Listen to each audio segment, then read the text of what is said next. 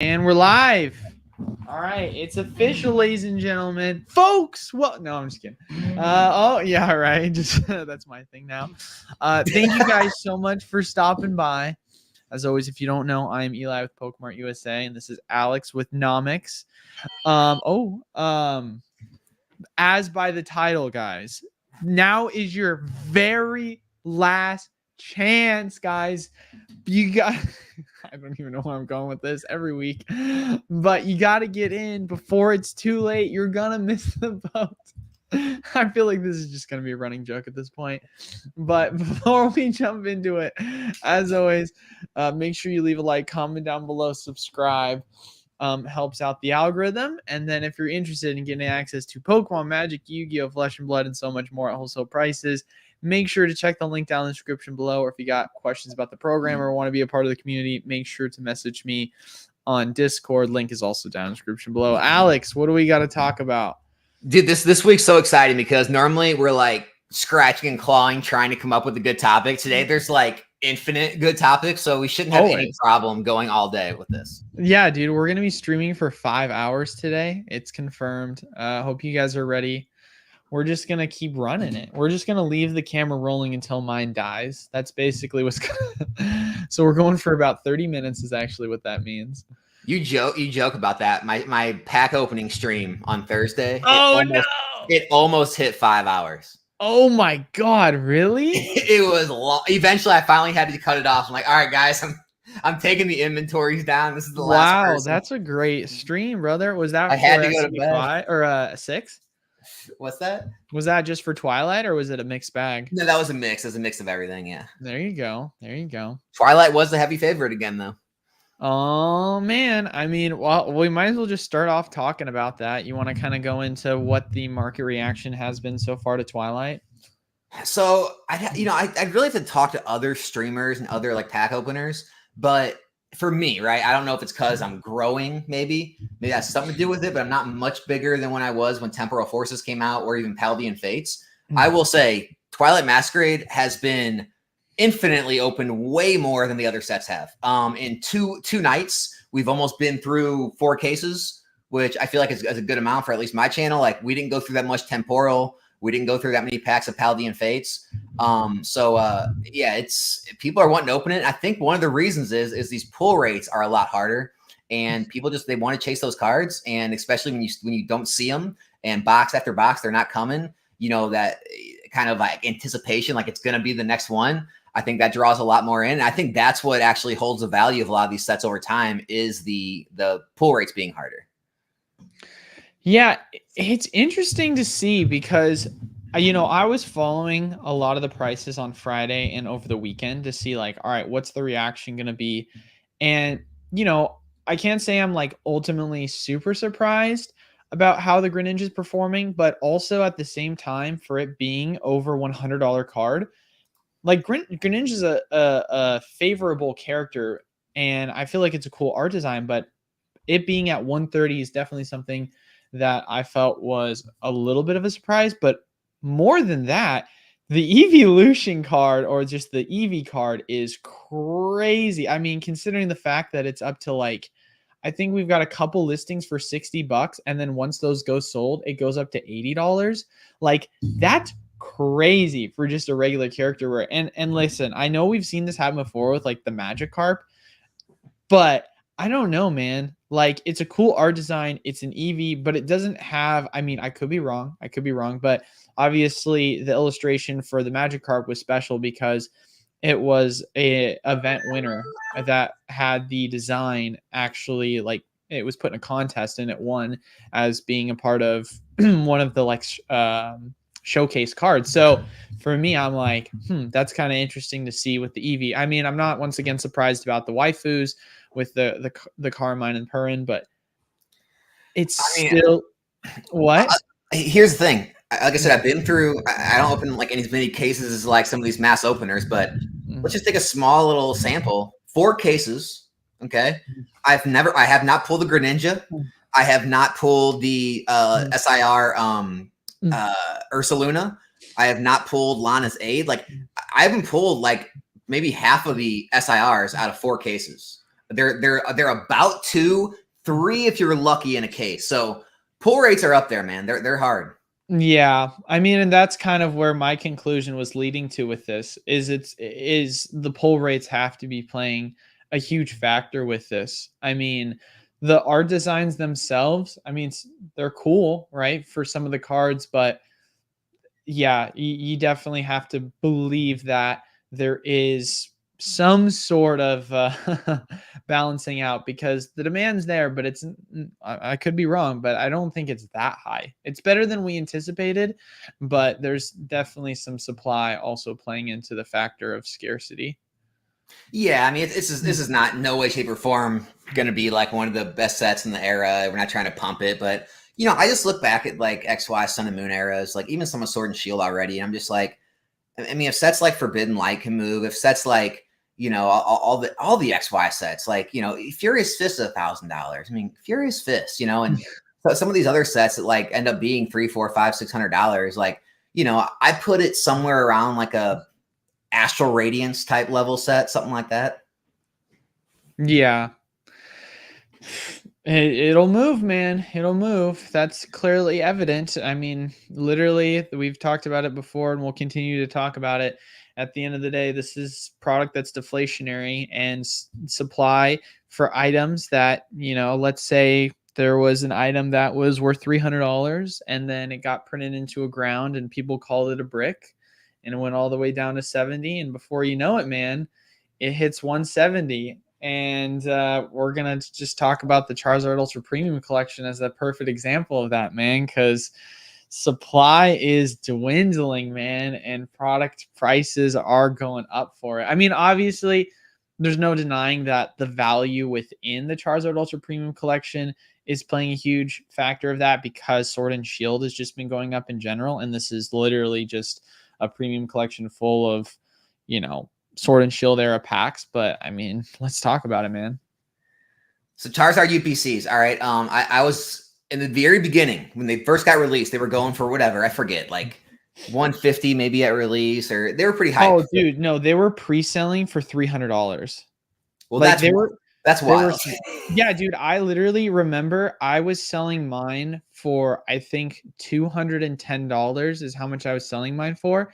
And that was considered like one of the cheapest places you could find it for. Like it was insane.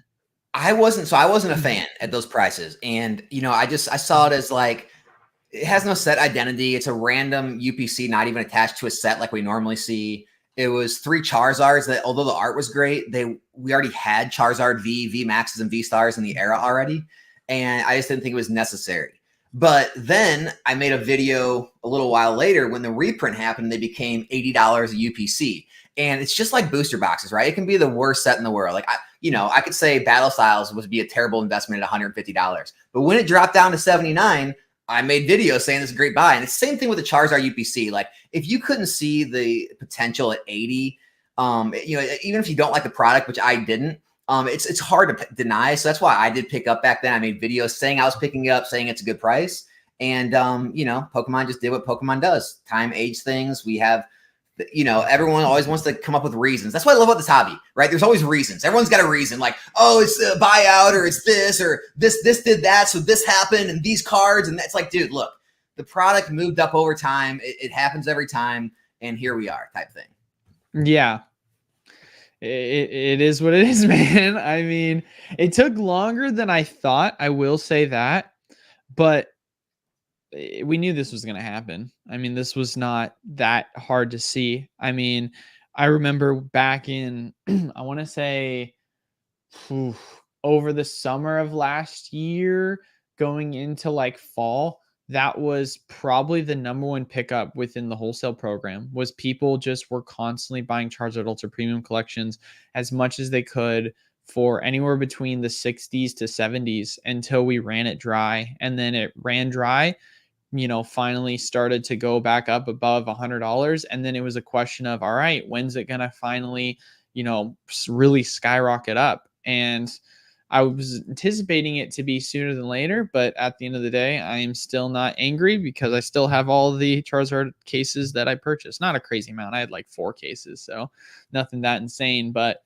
hey man, I'm still happy because I was buying mine for $70, so I'm over 2x my money on Charizard UPC, so I'll freaking take it. And you know what I love about that product too is it's one of those products where no one can use the whole like market manipulation thing or like YouTubers pumping it. Everyone knows there was so much of that freaking product out there. Like So you much. had multiple eBay TCG player sellers with hundreds available. Like there wasn't PokeRev at that point could not have pumped that market. And so it's the perfect example of how products move over time as things age with no market manipulation, no buyouts, no YouTubers pumping it up. It's just the way things work, guys. People are gonna ask, I mean, where do we go from here? Well, I mean, what's the thoughts price wise? Oh, I don't know, man. Like, obviously, like the single packs inside, single packs aren't going to move at the rate booster boxes are. A lot of the booster boxes are starting to stall. Kind of that we're kind of in that time frame where people are taking profits. It's not really dropping a ton. There's like as many buyers as there are sellers, but because the booster boxes are kind of going stagnant, I think the packs are going to go a little stagnant. So I think it'll probably end in that we're around where it's at in that probably 160 to 200 range. It'll probably trade in there for the time being, unless the promo cards get really stupid. But they're not that. I know they're a little hard to grade, but I don't know if they're that scarce. Maybe they become that scarce, but I don't see it blowing up too much more from where it is, like in the time being in the next like 3-6 months. But that's what I'm looking at. I mean, the promos are moving, right? Like if you look at the VSTAR went from $9 to like $15, which is, I mean, undoubtedly a increase. Charizard VMAX is sitting at around $15 as well. And then you've got the Sleepy Charizard, which also has moved up a little bit, but not nearly as much. But you're at least seeing some price action occur. I always hate crystal balling it and trying to put an exact price on what I think this thing could go to. So I will just kind of finish with this. If we look at just ultra premiums in the past, we know they can get up to $300-400+ Do I think that's going to happen the next year or 2, 3? I have no clue, but it would not surprise me if this was an item in the next several years. Before you know it, it went up to like $300. I don't think that's a crazy thing to say that it could do that in like 2 to 3 years. Or you know what? I could say that, and then before you know it, it actually goes up to $300 at the end of the sentence, because that happens apparently with things like Lost Origin. Which I mean, kind of not to deter from the topic, but I don't know if you've been watching Sword and Shield booster boxes, as probably we all are, but it looks like it finally slowed down. Yeah. So looks like every Sword and Shield booster box kind of found its price range. I would still expect Astral to get up in around $200 range, but Brilliant Stars around 200. Fusion Chilling and Lost Origin kind of hit their tops. They're kind of stabilizing.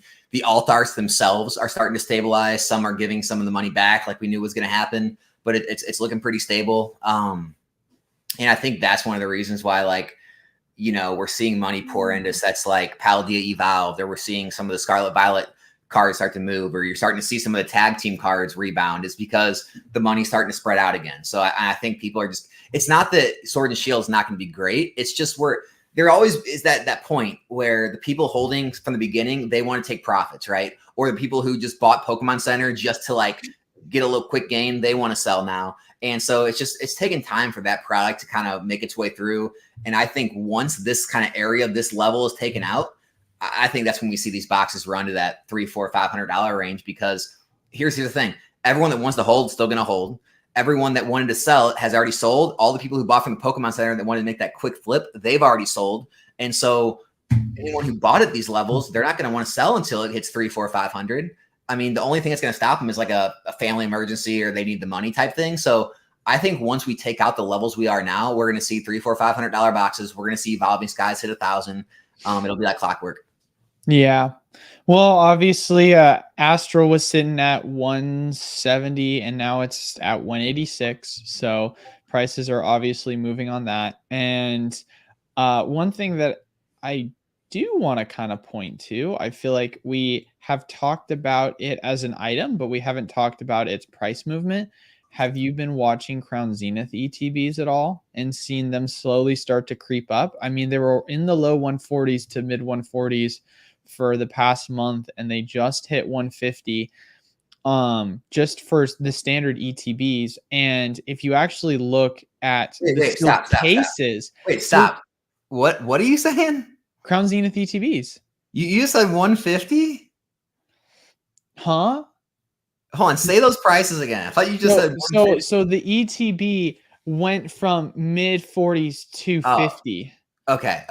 Yeah. It went from low to mid 40s to 50. Yeah. And then if you look at actual case quantity, the cases are selling for as low as $590, which is $59 in ETB, and it's selling. You've had literally 2 sales on the 24th. You had multiple sales on the 23rd. Like, it's not like it's one of these things where it sells once a month. Like, you're getting, 10 plus weekly sales. So I don't know. I'd be interested to see what eBay is also selling them for, because we like to take that information. But ETB Crown Zenith prices are slowly starting to creep up, especially after watching the price of the singles. People are saying I did say 150. Oh man, no, I meant to say 50, guys. So it's really strange right now. The eBay market, especially when I did a video. When I looked before, it was similar. Paldea evolved. Both eBay and TCG Player were both $800 a case or more. Crown Zenith, they were both in the 500s last time I looked. Like the mid to high 500s. And so, everything's moving.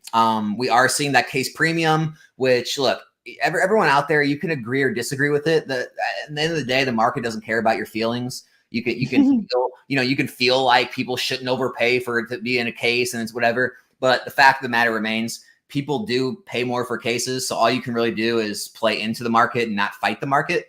And so, I mean, cases do seem to have a premium.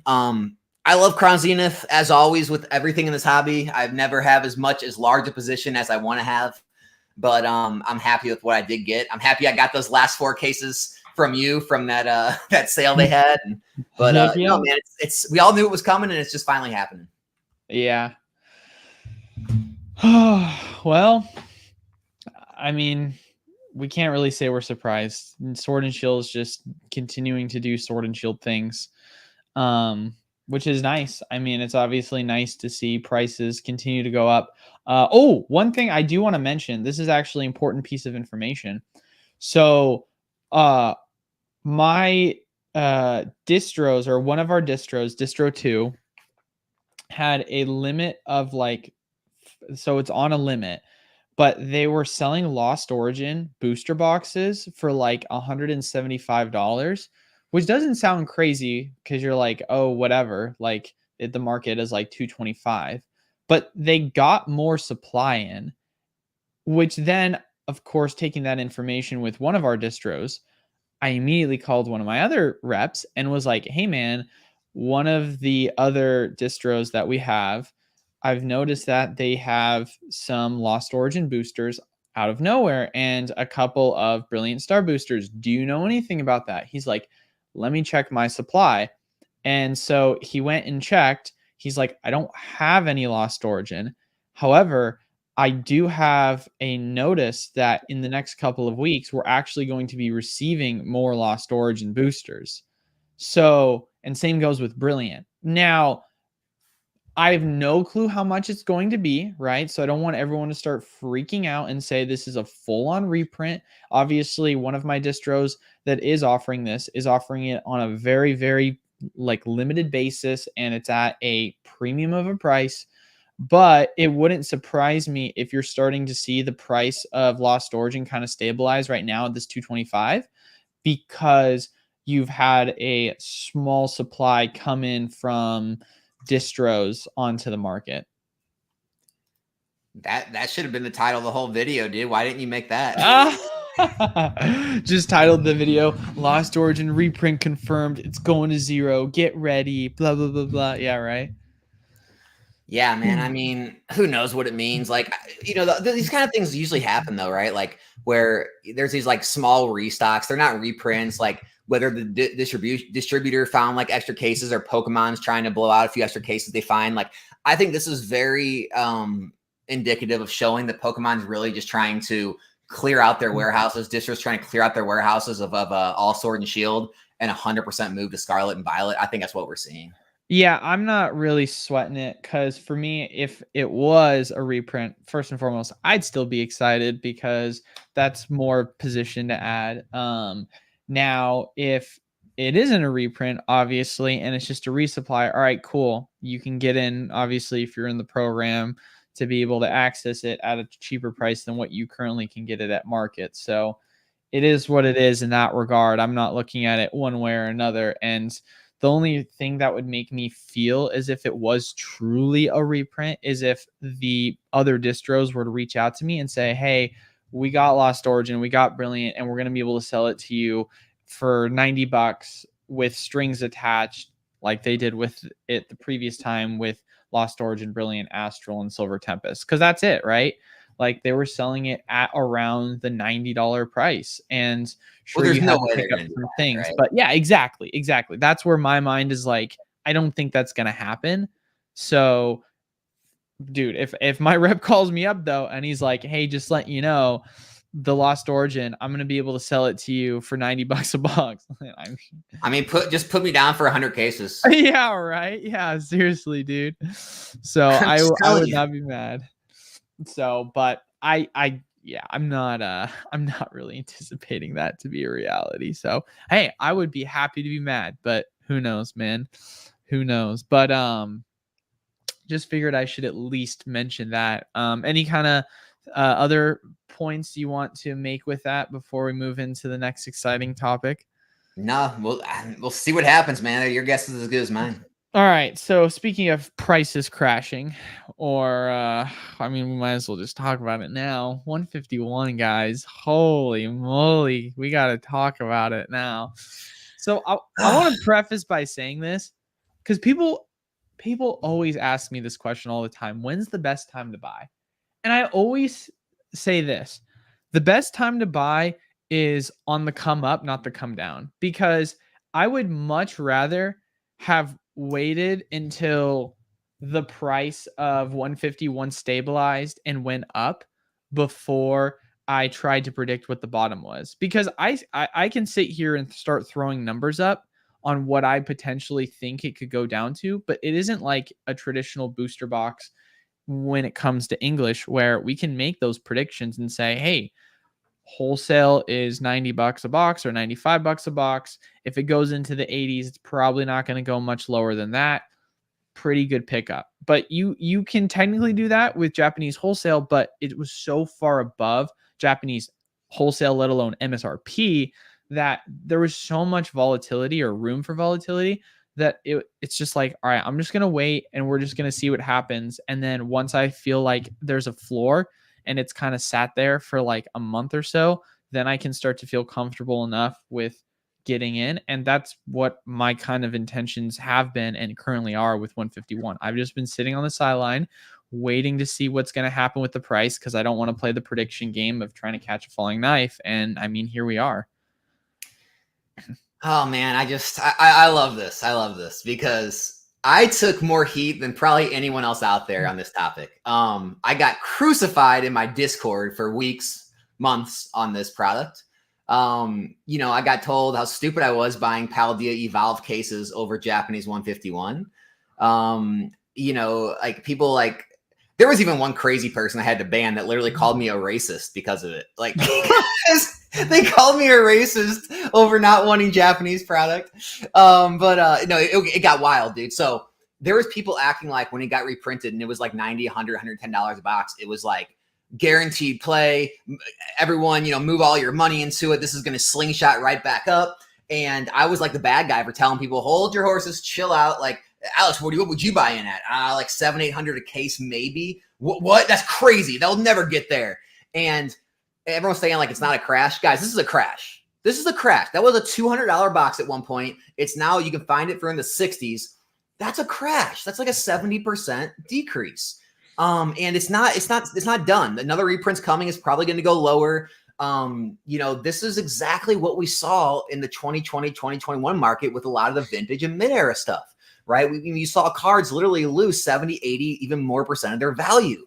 And it's just because they're printing all this product in a time when all of the demand has left. There's still demand, but it's so much less. And it's the reason we're seeing English do so well is a lot of that money has come back to the English market. That's why we see Sword and Shield and Alt Arts and Scarlet and Violet and all this stuff moving back up. Even Sun and Moon's rebounding, XY's rebounding. And so it was, I don't want to say easy to see coming, but it was a good guess. It was an educated guess to see this coming. And I think what happens is people get just lost in the euphoria and they get lost in these like group think, like echo chambers where everyone's saying the same thing. And they think, well, that guy's successful. He's got a large following. He's got a lot of money. He must be right. And that's like the worst road you can go down is think just because of X, Y, or Z, that person must be right, or all these people can't be wrong. They absolutely can be wrong.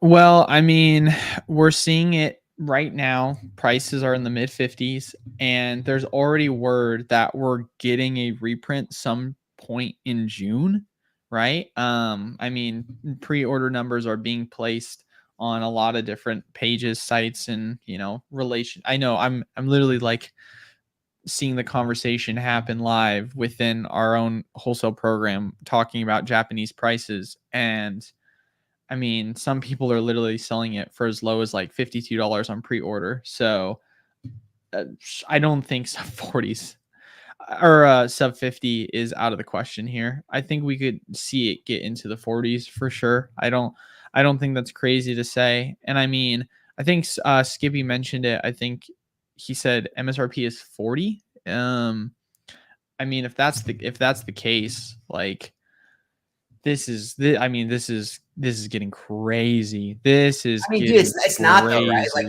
it's not though. Like this is literally the Pokemon market in English in 2020, 2021. Like this is exactly what we went through. Like we saw, Neo Genesis Lugia selling for $100,000 and then losing all that value. Like we've seen PSA 9 base set Charizard Unlimited going for $7,000 and falling back to 1,000. Like, we've seen base set booster boxes going from 2K to 30K and then falling back down to low teens. Like this is nothing new. Like it was Japanese market was in a bubble. And I was the bad guy for saying that. And it was all, oh, Alex just doesn't like Japanese, all these things. It's like, no, it was very easy to see. These weren't regular price moves. It wasn't regular to see 2, 3, 4, 5x MSRP boxes the same year or a year after release. It wasn't normal to see these modern cards going for tens of thousands of dollars for a language that isn't hard to grade because the card quality is good. So it's like, it was easy to see this coming. It wasn't easy to see how bad they were correcting. They would correct, but I think people are just like almost lying to themselves or living in fantasy land thinking that all this was going to continue for much longer. MSRP, it looks like, is actually $35 is what people are saying. So, I mean, here's the deal. What are we thinking here? I mean, I'm not saying we predict the price of what it's going to, but I mean, what's the play? Like, I don't know, man. It's getting to a point now where it feels like it's difficult for me to turn an eye and not get some 151. I mean, I know I said to myself that I'm like, I want to wait. And I'm still waiting. But if it does go down into like the 30s, I don't see a situation where I can't like turn away from picking some up. Like that just seems absolutely ridiculous. That seems, I mean, what was the high? What was the high of 151? I mean, I think did it ever hit 200? I know it got into the mid hundreds if I'm correct. I think it was near 200, especially on like the open market like eBay. Yeah, I don't know, man. I mean, we're not saying it's going to get to that and it's just going to rebound to it. I mean, Japan product as a whole is starting to take a huge correction, but I mean, I'll be buying. Hey, I don't buy Japanese. I don't buy Japanese product, right? I'll be buying if it's in the 40s and 50s. Look, that's like saying you wouldn't buy Battle Styles in the 70s. That's like saying you wouldn't buy Crimson Invasion and Steam Siege in the 70s. Of course I would, right? I don't care how bad the set is, but if it's an English box and it gets down in the 70s, it's a buy in my opinion. If it's Japanese and it gets back down to MSRP and it's a strong set, it's a buy in my opinion. Now, the crazy people saying that like $90, $100 was an obvious buy, I think they were crazy, right? I think they were just lost in their own euphoria. But of course, there's going to be a price point that makes sense. Yeah, I mean, it's a ridiculously popular set too. Like, so people are saying it hit 200. So, yeah, I mean, it hit over 200 bucks a box. We've already seen the demand for it. Obviously, like part and parcel, you're seeing the prices come down because demand has started to kind of fall off for Japanese, but ultimately a large portion of what's happening is because of so much supply just being put on the market, right? And Yeah, so for it's a me, supply glut. It's just like, I mean, this Pokemon's not unique. It's like any industry. You have too much supply, the demand's going to go down, so the price is going to drop. You don't have enough supply. We see it with One Piece and Star Wars and all these other TCGs. The prices skyrocket because there's more demand than supply. It's just simple economics. well, yes, I agree with that. But I guess the point that I'm making with this is, are we going to see another Charizard Ultra Premium situation? Do we see this being the next kind of thing where the Charizard Ultra Premium was going for upwards of 300, right? We saw obviously 151 going for 200 plus, and then prices came crashing down because the supply was insane. Then everyone thinks it's a brick, and then you pick it up for 70, 75 bucks, and for our instance 30, 35 bucks, 40 bucks, whatever. And then all of a sudden, before you know, it's back up to 170, which if we're talking about from like a percentage perspective, that's about 60% from the high. So that'd be about around 120 a box. Let me throw something else at you. Let me throw something else at you. Oh man, here we are. Or could we be looking at the next Hidden Fate celebrations? Oh, there it is, man. Hidden Fate celebration, specialty Both. I product. mean, Hidden Fates, if anyone wasn't around, that set was the set of sets at the time. No one, everyone thought that was just free money. It was over $300 in ETB. It's about half that, and it's years later. So yeah, that's another good one to bring up. So here's the thing. What I'm saying, I'm not saying you're not going to make money on 151. What I'm saying is there's a world where it doesn't get back to $200, or at least for a long time. Like there's a world where it gets back to like 80 to 120 and sits there. And 5 years from now, you may double, triple your money, which is amazing. That's a great, if you get down to like $40, $50, that is a great play. That's why I think it's a good buy.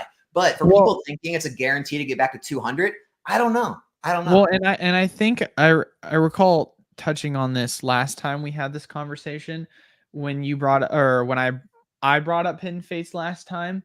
One of the things I do remember mentioning was, if it does end up being a Hidden Fate situation, at least we had the confidence in knowing that Hidden Fates at its lowest got down to $80 when it did get the reprint. And it is still 2x from that. Obviously, if you weren't able to get it at 80, if you weren't able to get it at 100, and you got it at around, the 150 price, it's been very stagnant.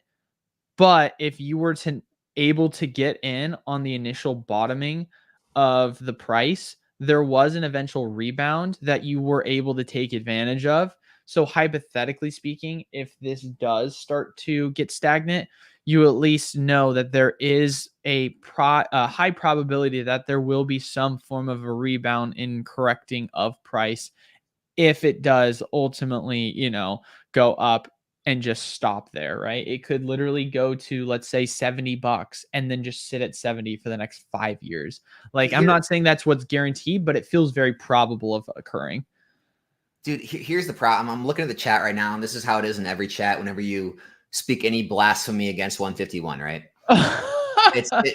Guys, you have to take your emotion out of this. You have to.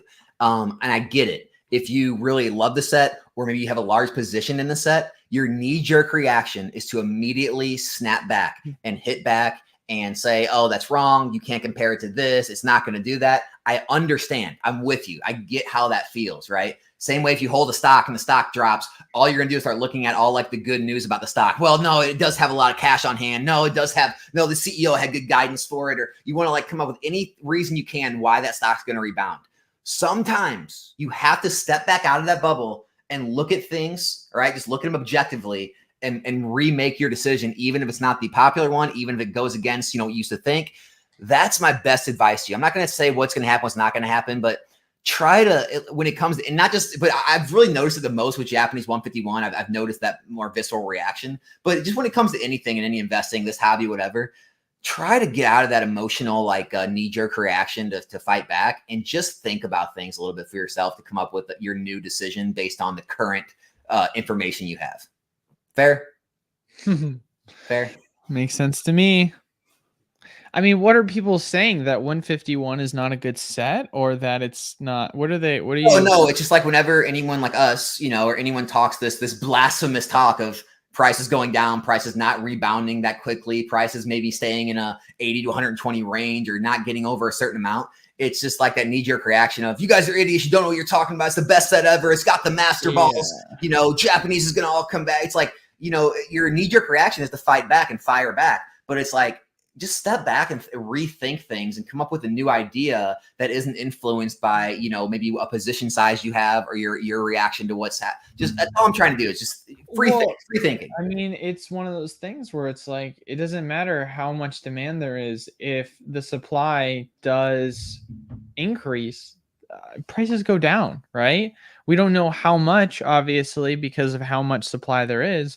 But the more supply there is, we know the more prices go down. I mean, this is inherent of the example we briefly discussed with Lost Origin today, right?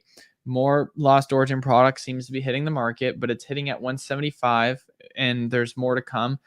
Could the prices go down into like the low 200s or the high, 100s? Yeah, but do I see it possibly going down to like 120, 130 again, considering this seems to be a very tiny, resupply presumptuously?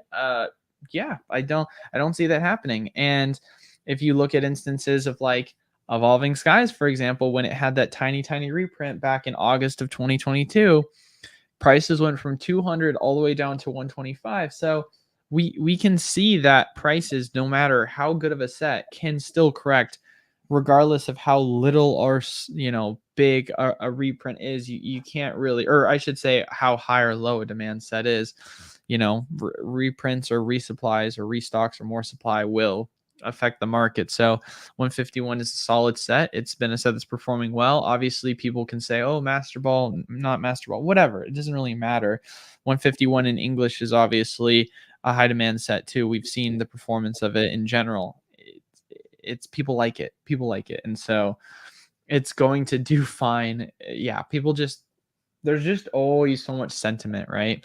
I mean, 151 UPC, people were so hyped about it when it came out, and then as soon as prices corrected, it just all of a sudden was now considered a break. Like, so much plays into pricing in people's kind of perception of what they think about something. Now, granted, sometimes it is justifiable in thinking that way, where you're like, oh, this item's really expensive for what you're offering. But also there'll be times where like people will look at a price for an item and be like, oh my God, this is such an amazing item. I wish I could afford it. And then as soon as it becomes affordable after the reprint, all of a sudden people are like, it's a brick. It's cheap. No one wants it. And you're like, you just said you wanted it when it was $300, but now that it's 70, you don't want it anymore. Like, that doesn't make sense. Yeah. I mean, it's like, I really, it pains me that this stuff happens in my own freaking Discord. I was hoping people like that join my Discord would be like a little ahead of the game. But I mean, as early as like less than a month ago, people were still getting on people for investing in Crown Zenith, like talking about how stupid it was. It's going to sit there forever. There's so much supply, just whatever, there's all these better places to put your money. And it's like, they were everywhere. We could have bought them under $40 in ETB. Now we're seeing cases sell for near $600. You're literally talking about almost like a 40 to 50% gain, depending on when you got in like the last couple months. And it's not stopping here. The cards are continuing to rise. The ETBs are selling out. And it's just like, now there's videos. You're starting to see YouTube videos pop up of all this, like this greatness of how great Crown Zenith is. It's a great buy. It's like, no, it was a great buy. Like, you're just getting in after the fact, acting like, you're reporting the market. You're not predicting the market. Right. And that's the issue, is like, no one wants things when they're low and unpopular. Everyone wants them once they're popular.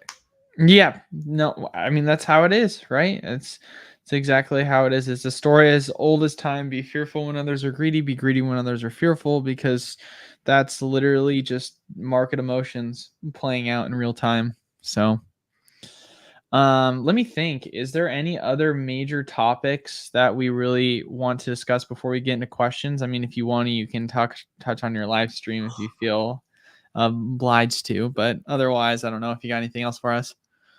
No, the live stream. If anyone didn't catch it, I finally had Poke Knowledge PK on the channel. Honestly, I was expecting like much more of like a knockdown, drag out, like brawl, like good debate. It was.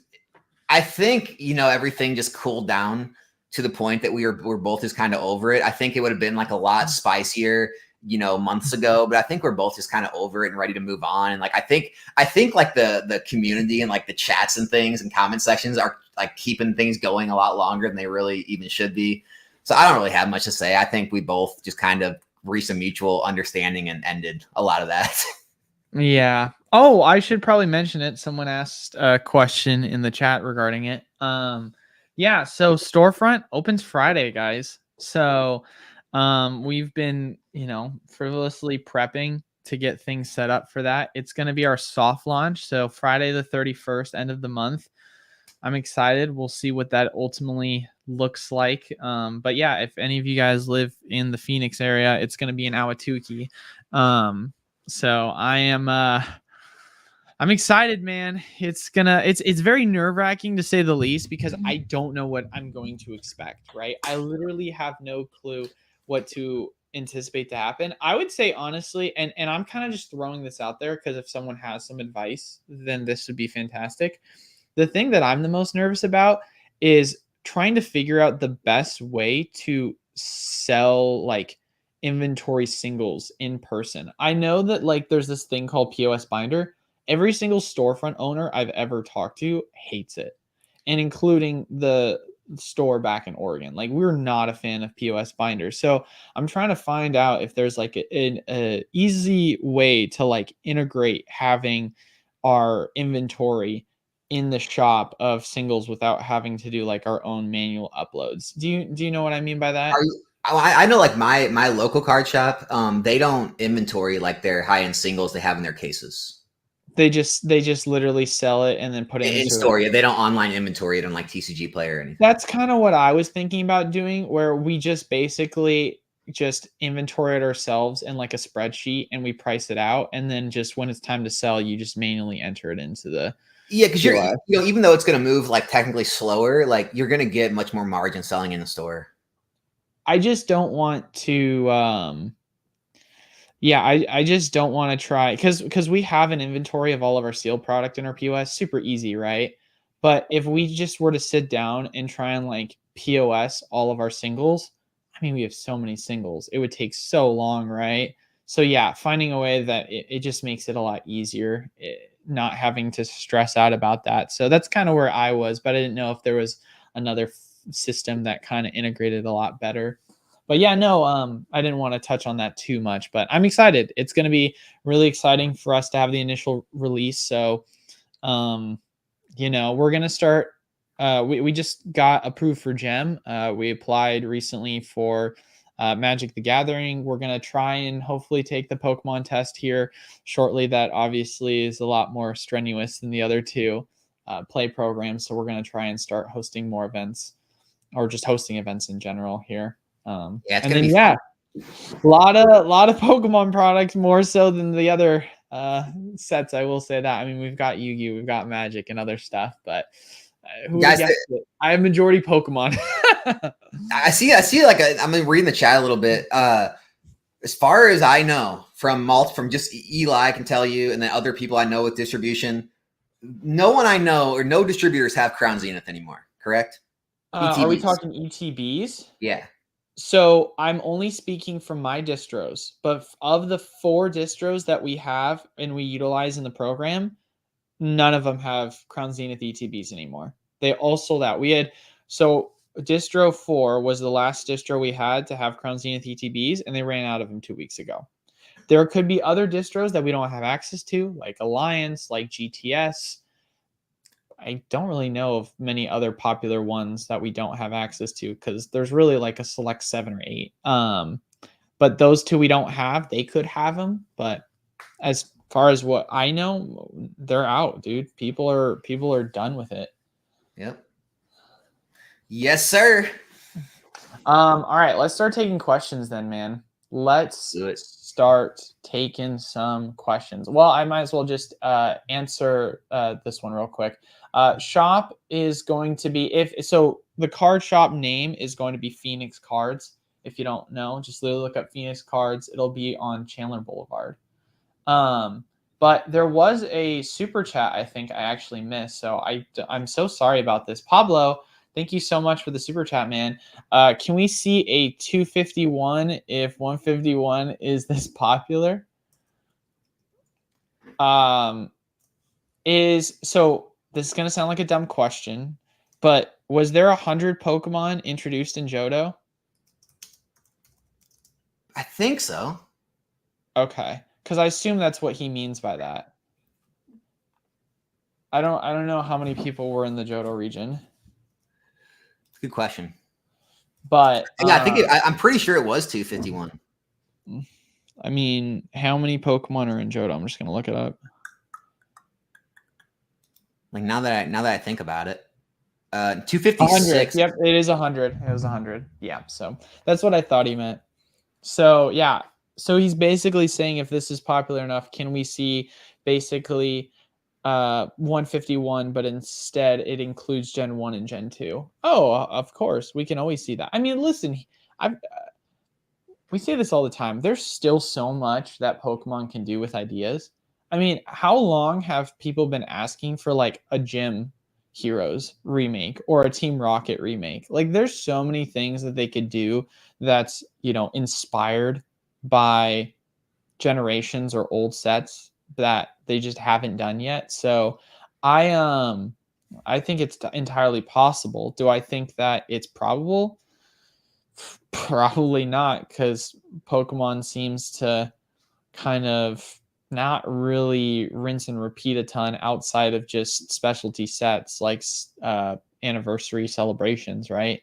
It's not too often that we see them really bring back some of the older vintage like WotC type stuff, if you know what I mean.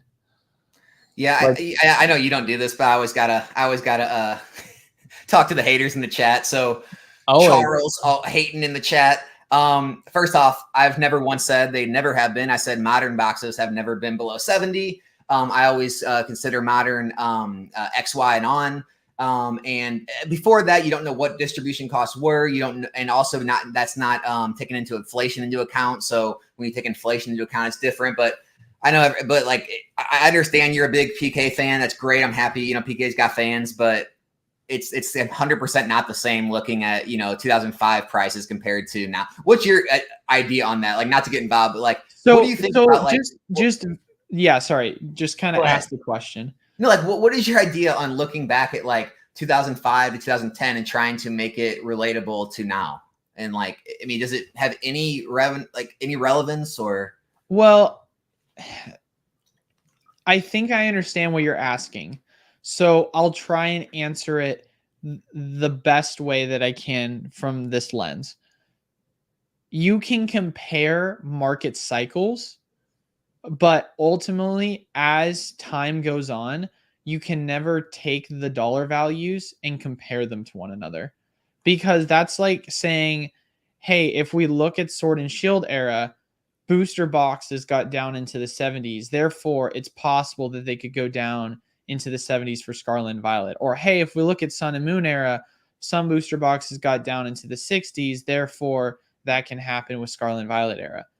That's taking out the fact that MSRP has gone up. Wholesale prices have gone up. It's a completely different market shift in the way in which you kind of look at it, because Crimson got into the 60s, right? Chilling Battle Styles Fusion got into the 70s. And then obviously Scarlet and Violet Base, Paldea Evolved, and other such sets got into like the high 80s. So or low 80s for Scarlet and Violet Base. So it's progressively gone up over time because of inflation. The floor has, right?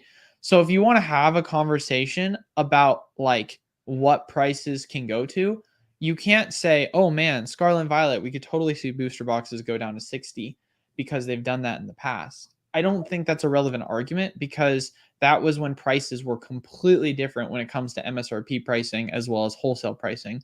So I'm assuming that's where the argument disconnect is. I could be wrong and having a different argument, but if someone's like, oh, look, boxes went down in the 40s and 50s back in '06, it's like, bro, MSRP and wholesale was so different back in '06. You can't like relevantly make that argument because inflation on average goes up 2% year over year. Then you take into what happened with COVID, like wildly different market. Now, if you want to talk about like the market demographic shift of like what the percentage yield over time is compared to what was relevant adjusting for inflation, then you can have a conversation based off of that. But if you're taking just face value prices, it's like the conversation you hear a lot within the housing market, right? Where you have like older people say, back in my day, I had 17% mortgage rates and I was able to get my home. And you're like, yeah, but if you adjust for inflation, the ratio of earnings compared to the house of the home was 5x the value, and it's now 25x that. So you're basically saying that sure, you had higher interest rates, but the value of the dollar, or more specifically, the wages to expenses ratio was drastically lower because things were so much more affordable back then compared to now. Like you look at the Hey, average household in the US, like the average house in the 80s was selling for like anywhere between 15 to like $30,000 depending upon what part of the 80s you're looking at. And you look at now, like average household or house in America is like 450,000. Like, and wages, sure, they were lower, but adjusting for inflation, wages were technically higher because costs were so much significantly cheaper. So, it's not exactly the best comparison since so much has happened in the past 20 years. Hey man, houses were 50 grand before. They could go back there. Yeah, right. Yeah, exactly.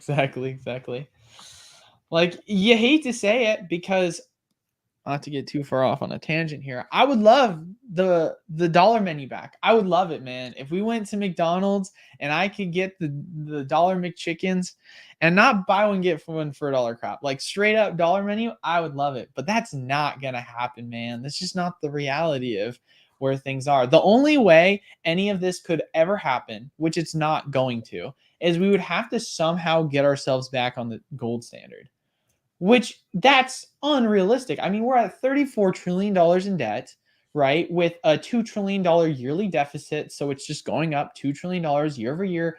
I don't give a crap what the politicians are telling you. Look at us. We're at, a $1 trillion less deficit this year. It's like, you're still not balancing the budget.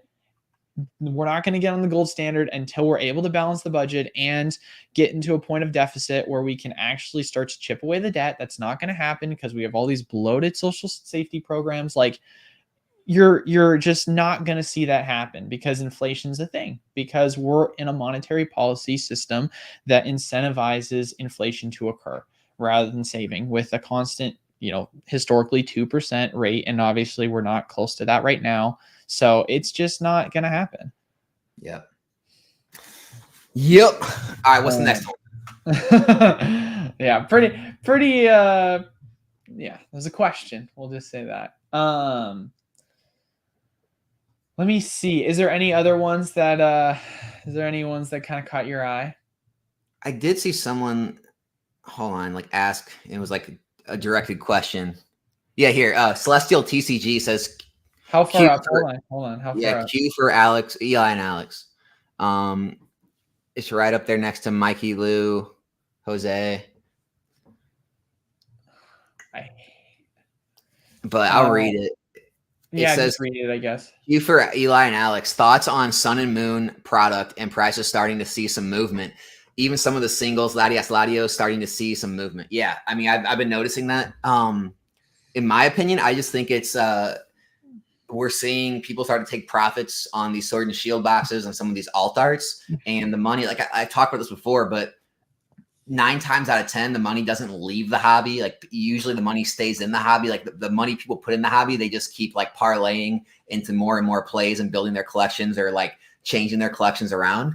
And so I think that money is not leaving the hobby. It's going to different plays. So right now you're seeing go to Scarlet and Violet. You're seeing a lot of those PSA 10 slabs disappear from the market. You're seeing the booster boxes start to rise. And then you're also seeing some XY and Sun and Moon cards start to rise, right? XY, they're thinking about the play of the megas coming back. And then Sun and Moon, people are buying into a lot of those alt arts that, you know, went up too high for them to buy before. They drop back down to more reasonable prices, and they feel like this is their chance to get in before they go again. So like, I think that's what I see. I see the money kind of moving around in the market. I see it as specific, because it's always going to be on a case-by-case basis. I see specific alternate arts that have found their bottom, and some of them are staying stagnant, and some of them are starting to rebound again. I think I see it as simple as that, right? If you look at the Raichu, for example, Raichu found its floor at around 117, and it's now selling in the high 30s, low 40s, with an all-time high being at 180. It's not close to its all-time. I mean, technically it is close to its all-time high, but it's like 30% away still from its all-time high. So it still has some ways to go, but it's moved, right? Mega Sableye and Tyranitar, if you obviously look at its all-time high, it was selling at 176. Well, if you look at some of the lowest listed for it right now, it's selling at 155. So it's not that far. It's like 10, 15% from its all-time high. It's been moving up, right? So much as I hate to see it, not hate to say it, hate to see it, you are seeing some price corrections that are favoring alternate arts for Sun and Moon going up again. You know, some more than others, obviously. I mean, if we look at the Slope Bro and Psyduck, that one is sitting at $90, which is still higher than from its low in the like 80s. And its high being at like 110, but I don't know. I feel like that's not fully accurate, actually. I want to look at that because I'm looking at the charts for I'm looking at the charts on TCG Player. I feel like that card went higher. Am I wrong? It's been a year, so it cycles out What card? Periods. The Slowbro, unless I'm wrong, and that's the highest it got to. I mean, I'm really bad at like single pricing. I'm always following PSA 10 pricing is my problem. That's fair. That's understandable. It's a lot easier to follow typically. Yeah, so the PSA 10 for it is selling at one or at, here's what I would say. I think what usually happens is, you know, when things start to really spike, they do have a lot higher sales sometimes on eBay because people are really like, you know, going real in depth in those pictures and looking at all the angles. They're looking for gradable copies. So you could definitely see some like 10 candidates go a lot higher on eBay during that time. No, 111's right. No, that was the price it went up to. Huh. Wow. So, I mean, it's not even that far from a tie at this point. No, that's just how it is, man. That's literally it. Yeah. They're going back up, man. They're going back up. Yes, sir.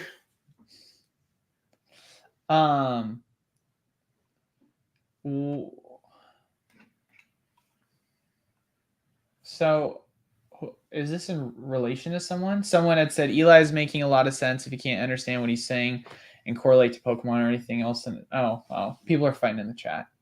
I was like, what's going on here, man? Like, what's going on?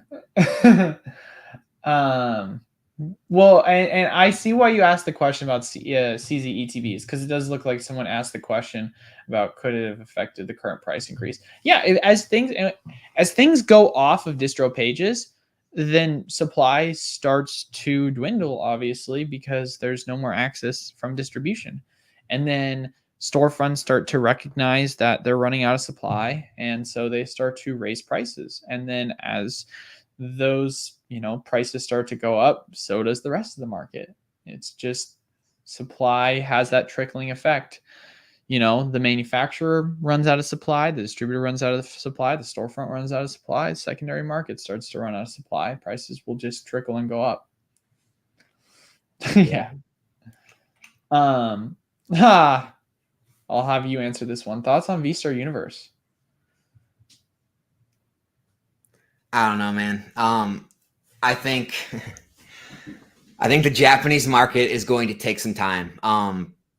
As long as you have long-term mindsets, right, and realistic expectations, I think you can do fine. I mean, any box in Japan, like 20s, 30s, 40s, whatever it's going for now.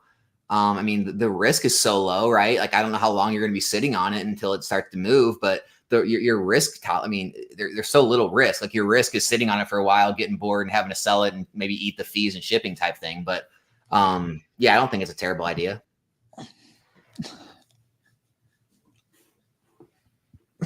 I like the set when it first had its initial reprint. I mean, I'm a fan of the set in general because I mean it's the Japanese version of Crown Zenith, but I don't know. It's hard for me because I feel like sure I can say I like VSTAR Universe, but my eyes are so heavy on 151. I can't say that I'm following it too crazy in the same regard. You know, there's just such a big opportunity in my mind with 151 that I don't really want to stray away from that. I'm going heavy in 151 when it gets down. I say when, if it gets down into the 30s, right? I mean, here's the 40. We need to talk about this, right? This has to be talked about. And again, it's gonna be something that people aren't gonna like to talk about. It's unpopular. Guys, other than the last couple of years, the Japanese market has always been less popular in English. It's less liquid than English. They print less of it than English because they sell less of it than English. And so when there's market downturns and you're trying to get out of your product, it's much harder to get out of things that are less liquid.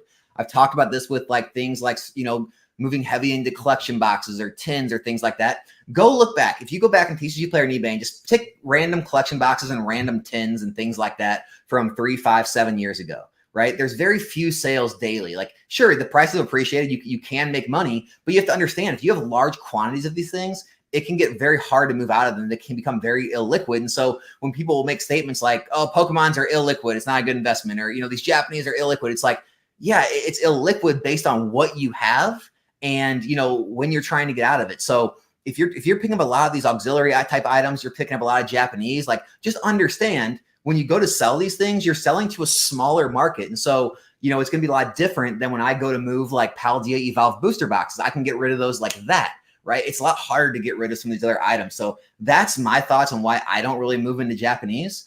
There's obviously benefits to it. It's small, lower entry points, things like that. They sell at MSRP. There's obviously potential there. There's a lot of money you can make there. It's just understand what you're getting into. That's all I got to say about it. Yeah, I honestly don't really have much to comment on with that. I agree.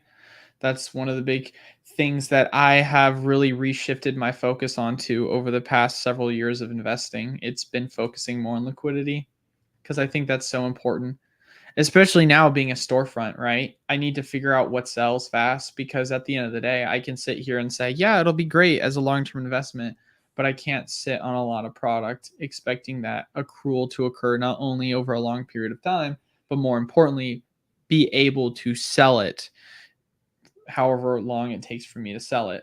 Because there is a way to sell product fast, but it's usually not at the price you want to sell it for. Yeah, I had conversations. I mean, I just had a conversation with a friend of mine about this on the phone.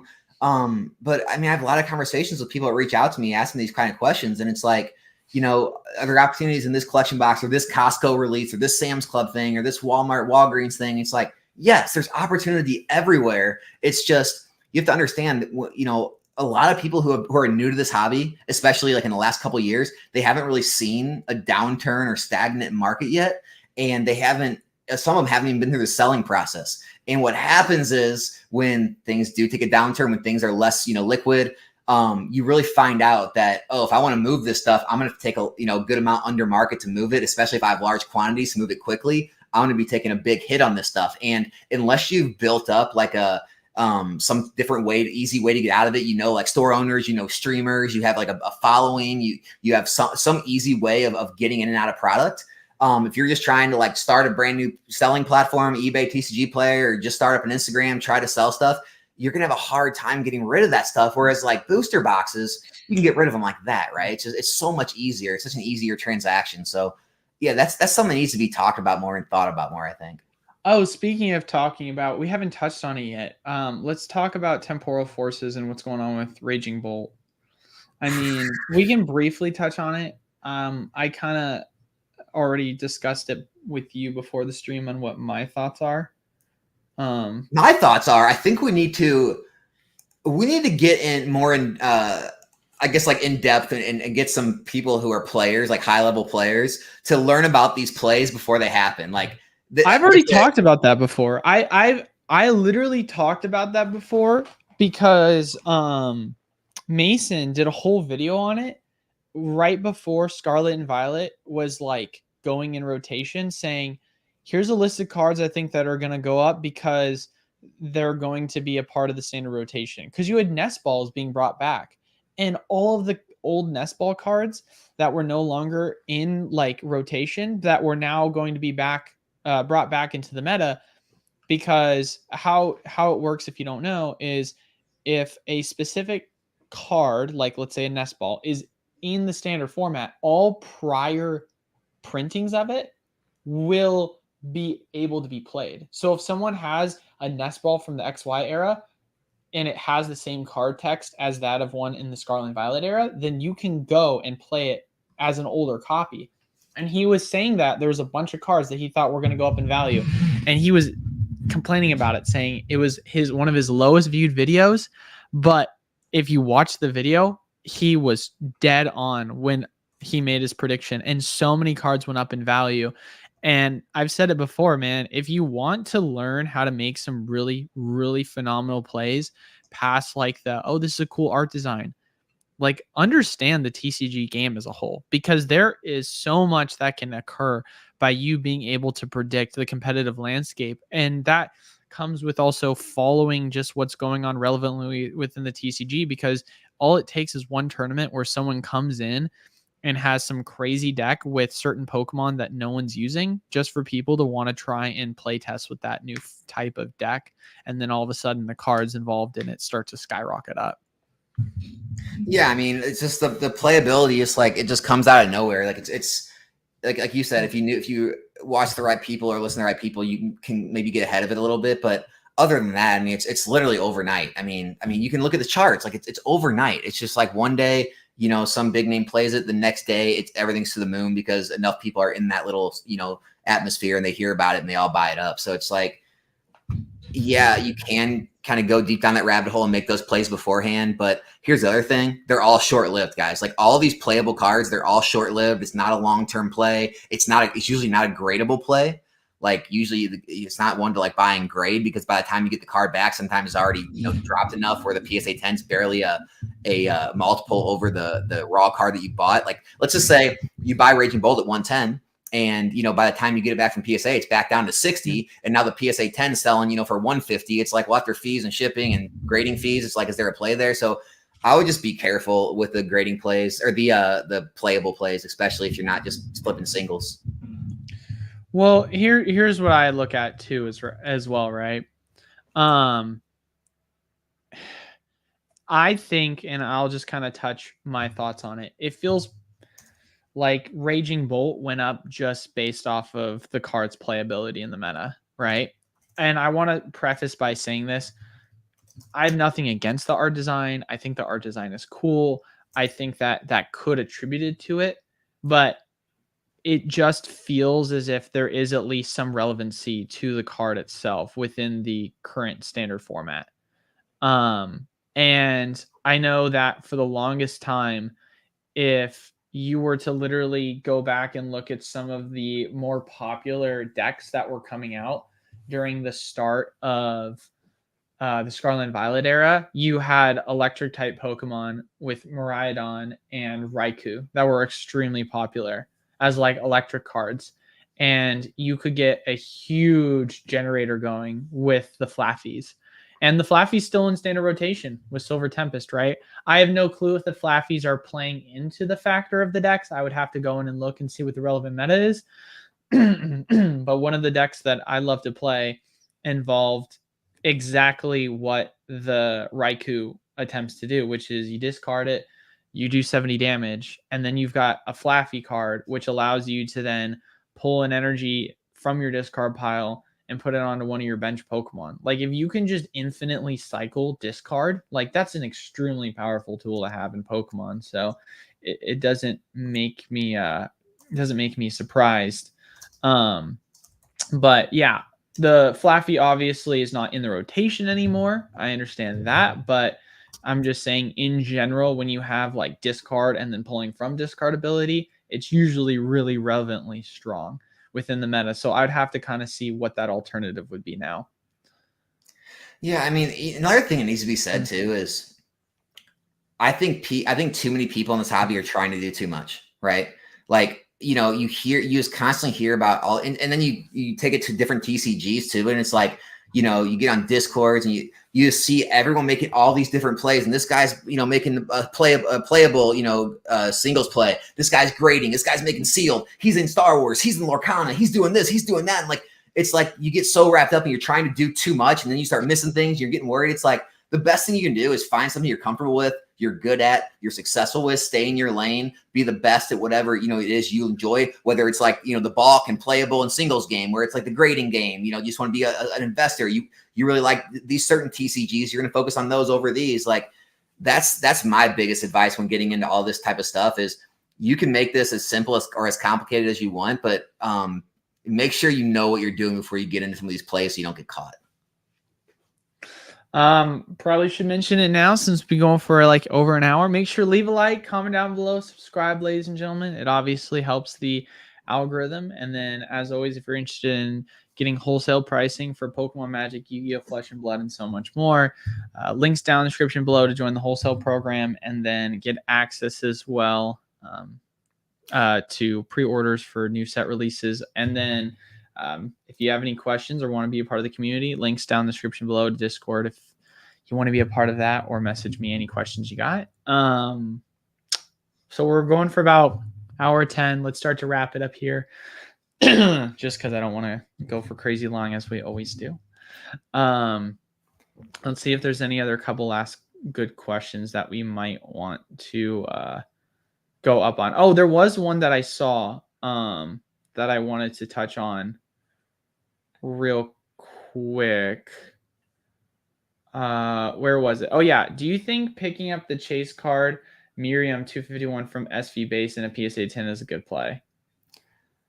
I mean, it definitely was, right? Like it definitely was when I was kind of talking about the Scarlet Violet cards, in the last couple of months when they were all just beat up to death. Now I think it's back over $100. Like, I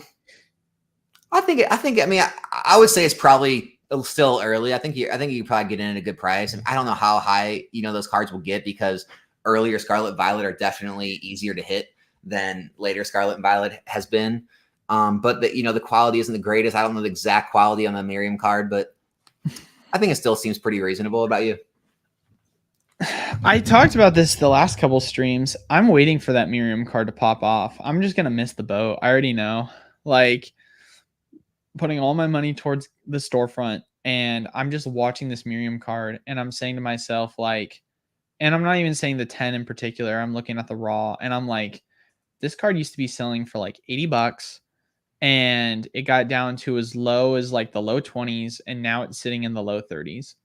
Like, this card is still 60% like difference from its all-time high. And if you want to talk about it, that's 60% drop. If you want to talk about the other way around, it's like 120% away from its all-time high still. So for me, I look at that and I say, I'm not saying that it's going to go up to its all-time high, but if we just look at the moves that are being made currently within the money shifting from Scarlet or Sword and Shield to Scarlet and Violet with alternate arts, and we're just making the assumption, right? There's no guarantee of this. This is not financial advice, that if reprints occur, it's unlikely that Scarlet and Violet is going to be one of the sets that gets a reprint, because it already did get a reprint when we had it tied to the Silver Tempest Lost Origin reprints.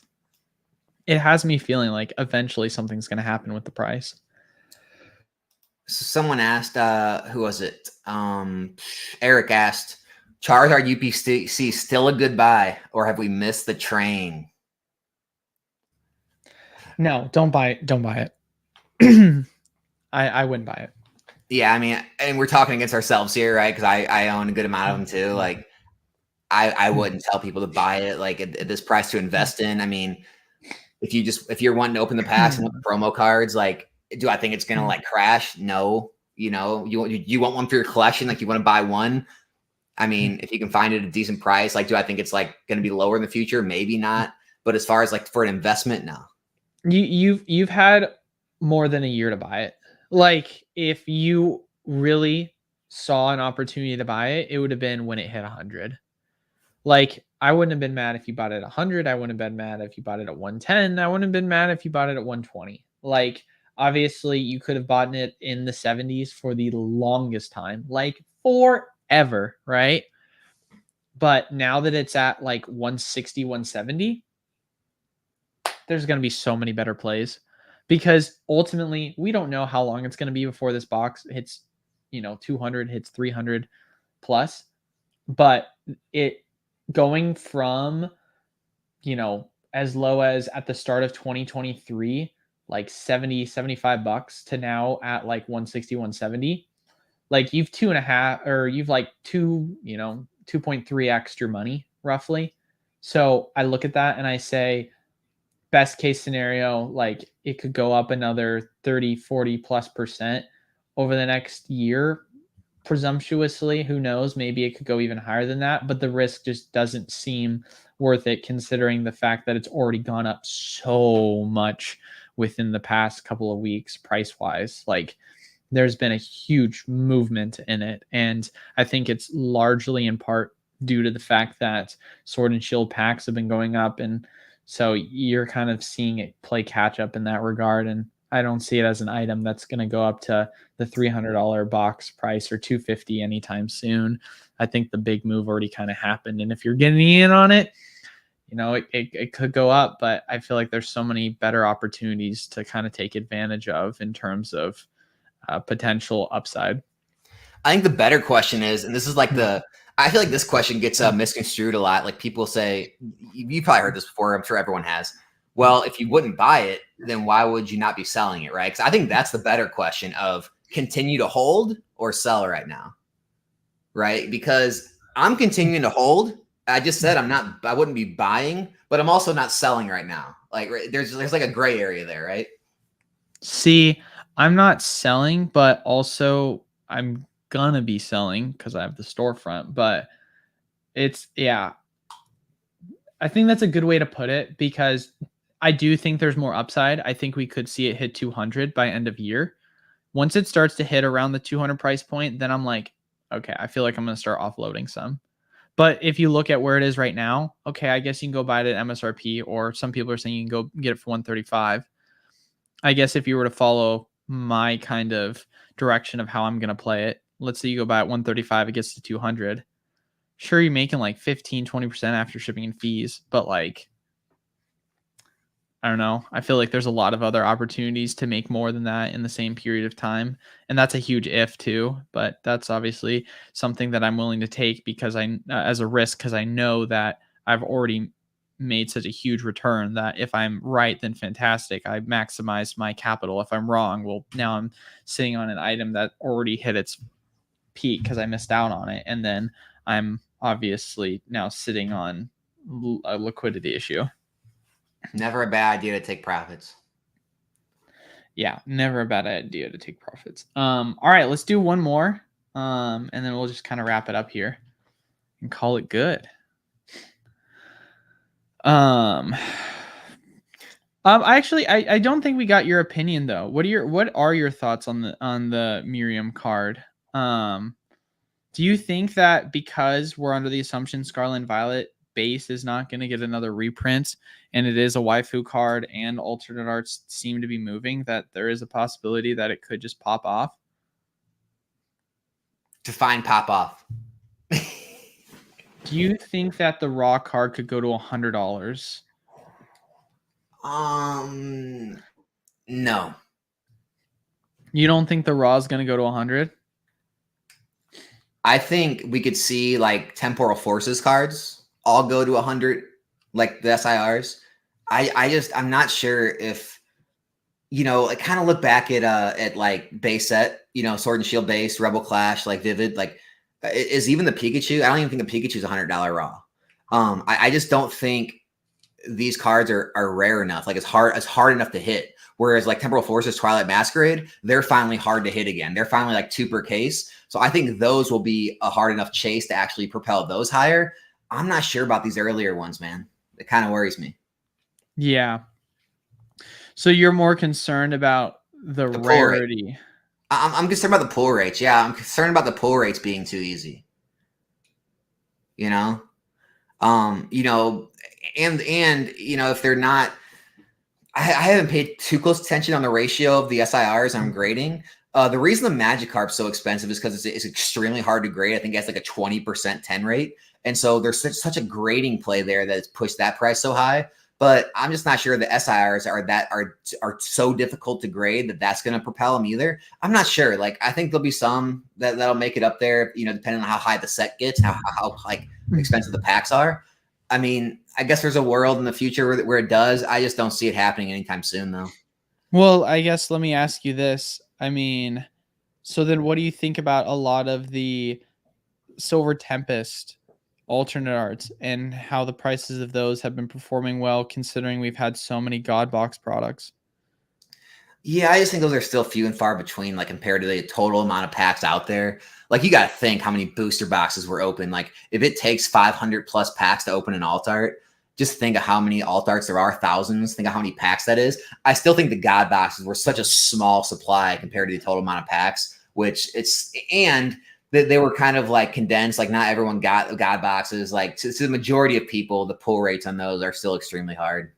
So, well, you had it come from multiple different products though. So it wasn't like God booster boxes. Like, you had them come from collector chests, you had them come from sleeve blister cases, and the sleeve blister cases, it wasn't like just one of the blister cases. It was like every single one of them had guaranteed hits. And so I'm not saying that that's going to play a drastic factor into the prices of the singles, but ultimately, if you obviously follow just in general Silver Tempest singles, the prices did absolutely plummet when there was these kind of God boxes going onto the market, and then comboing that with the reprints that we got for Lost Origin Silver Tempest. I mean, the singles were stupid cheap for the longest time, and now obviously the prices have started to go up for them. I mean, obviously the Lugia is the one that's performing the best out of all the alternate arts, but I guess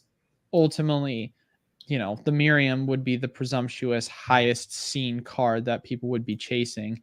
So I'm not saying it is a Lugia, but But I mean, here, I guess it all just depends on like how we're comparing, right? Like, if we go back, I'm looking at like Sun and Moon base, Umbreon GX, Rainbow, and the Lily are both sub $100 raw.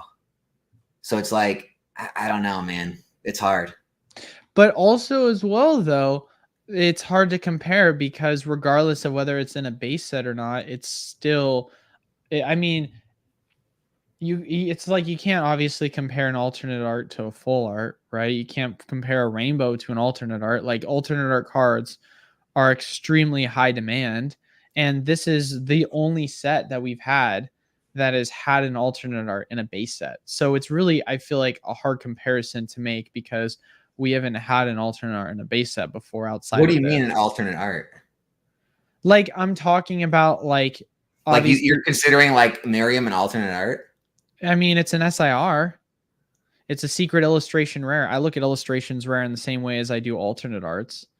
I mean, I guess maybe you can say from a rarity perspective, they're easier to pull, I guess, right? Yeah. On a case-by-case basis. It is interesting. I mean, it'll be fun to play out. Like, I don't know, man. Do you, because when I look at SIRs, all they did was they just basically changed the way in which you call an alternate art an alternate art. It's a secret illustration rare. An illustration rare is just a different way of calling it an alternate art. Sure, if you want to get into the nitty gritty of like pull rarities, that's fine. Like, what the odds of pulling something are, that I'm fine with that. But realistically speaking, like, they're just the same exact thing. It's like looking at tag team alternate arts, right? They're alternate arts still, regardless of whether they're part of the tag team era or not. There's just very different variations of it. Yeah, I guess for me, I'd be more on the pull rates. I don't know, man. Like, because Iono still up there. obviously like 151 Zard, Paladin, Fate Zard, they're still up there at 100. Like we're seeing Raging Bolt. Like, yeah, I mean, we're definitely going to see SIRs in the hundreds for sure one day. It's just the Miriam. It's a question for me still. I'm not sure. I guess where my belief, right, could be wrong with this, is the waifus, like, they've still been performing strong, right? Like, Yeah. we obviously are seeing what Twilight Masquerade's doing with the waifu cards. They're still extremely expensive. Even though the Iono has gone down in price, the Iono card is still the second most expensive card in Paldea Evolved, right? And so for me, I look at the Miriam and I look how cheap it is, and I compare it to just how waifus have performed in general, how they're performing in Scarlet and Violet, considering the fact that this is a set that's probably not going to get another print. It just feels like it's going to be one of those cards that we're going to look back on and it's going to have just skyrocketed in value. I don't know when that is. And I'm just going to be like, yeah, I saw that coming. Like, you know what I mean? Yeah, I mean, I can definitely see it. That's my belief. I can see a double. First of all, it's up in the low 30s now, which is crazy. So it's already moving. I mean, I can definitely see it doubling. Like I could see this being a $60, $70 card, no problem. Absolutely. Yeah. You're just like, I don't know about 100. To be fair, we don't have dude. 100's a lot, right? I know. We don't. To be fair, we don't have any Scarlet and Violet cards that are at 100 yet. Anymore. Well, we have for waifus. For waifus. Yeah. So, because the Iono obviously was the first waifu to break 100. It got to 150, I think, at pre-sale. Yeah, and Carmine. I mean, it's too early, right? It's close to 100, but it's just too early. It's going to drop. Yeah. So I don't know. I think yes, you can make a more realistic prediction of saying it can double in price, but I don't think it would stop there. I think it would break its all-time high. I hope you're right, man. I mean, I got one. I got a 10 for sure. I don't have any. That's why I'm like, yeah. I'm like, I don't know, man. I feel like it could happen, and I feel like I'm gonna miss out when it does. But that is one thing I have actually. I've been talking with some people about it, but I am actually gonna make that a part of my plays. I am gonna start making some more single plays this year, like buying mass amounts of singles as like kind of like an alternative to the booster boxes. So if I were to put like $600 in a booster box case, I'm thinking about putting like $600 into a specific single or something. I was thinking about that too, because I mean, if you do the math on that, like you can make some plays, that's for sure. Absolutely. Hey, but let's wrap it up with this last question. Want to shout out to Anthony. Thank you so much for the $5 donation. How heavy shoulders I be going in English 151? What should I have? Bundle cases, ETB cases, or UPC cases? Right this second, UPC. Didn't even mention pin cases or poster collections. What are we doing here? It doesn't even bring up the best ones. No, dude. Right now, UPC seem the safest because the promo cards will probably hold up a little better. Because like my personal opinions, I don't think they're going to reprint UPCs again. I would be worried about bundles and ETBs getting reprinted. That's what I think the most popular items that they're going to print are. And so, now if a reprint happens after the reprint, I think I would go for what has the lowest price per pack. It's kind of what we've seen. I don't personally like bundles. Like I'm not a bundles guy. I know a lot of people like them. I'm definitely I'm one of the outsiders. I'm one of like the few. I still would like ETBs or UPCs over bundles. But that's yet to be seen. Bundles are new. I could be wrong on that. It's just too new to jump into a new product like that. So I'm still UPCs and ETBs. Yeah, I think ETBs will probably get a reprint at some point. I don't see the UPCs getting a reprint, but it's also entirely possible that it could. Here's how I look at it. I think that if there was a guarantee that neither the UPC or the ETB was going to get a reprint, I would go with the ETB. But because I feel like there's a higher probability that when 151 reprints happen, or if they do, that the UPC is not going to be a part of that. And because whenever they do a specialty reprint, it's the ETB that gets printed first. And sometimes other items come along with that. You know, like Hidden Fates, when they did the ETB reprint, they also Crown reprinted Zenith. the pins. Crown Zenith, they did bundles and ETBs. Yeah. And so for me, UPC feels safer because if that 150 run reprint occurs, that's what's going to, you would assume, obviously, not get hit. So that's kind of where my opinion kind of lies there, is that, hey man, UPC feels safer because it's not gonna more than likely get hit with a reprint. But if there was a reprint that was not guaranteed for either, I'd go ETB. But that's kind of how I see it. And also, like, just look at the Charizard UPC, like what's happening with those promos. Like there's a world where that happens with the ETB promos, where that the Mewtwo actually have a spikes later on, which helps the value of the UPC. It's gonna be more than just packs. Alfred brings up a great point. So I don't know if you've been seeing it in GameStop, but there was someone that did the leaks. There's a new UPC coming out this holiday. So if they were to do a reprint, they'd want to do it soon so it doesn't cannibalize the sale of the new UPC. No, I think that's a really good point to make. So yeah, I look at it in that same exact way. True. So, but yeah, I think that's it, man. Going for an hour and a half. I think we'll call it good here. So thank you all once again so much for stopping by. Anything you want to say before we head on out? Nah, man, I think it was a good stream. I think we touched on everything we wanted to. Wish everyone the best in their collecting, investing journeys. Heck yeah, baby. Make sure you leave a like, smash the like, actually. Come on, ladies, smash it. Leave a comment down below or subscribe. Really helps the algorithm. If you're interested in Pokemon, Magic, Yu-Gi-Oh, Flesh and Blood, and so much more at wholesale pricing, make sure to check out the link in the description below to join the program, or message me on Discord to be a part of the community, or of course, if you got questions about the program. But that is all. Thank you guys all so much for watching. Until then, we will see you all next Tuesday.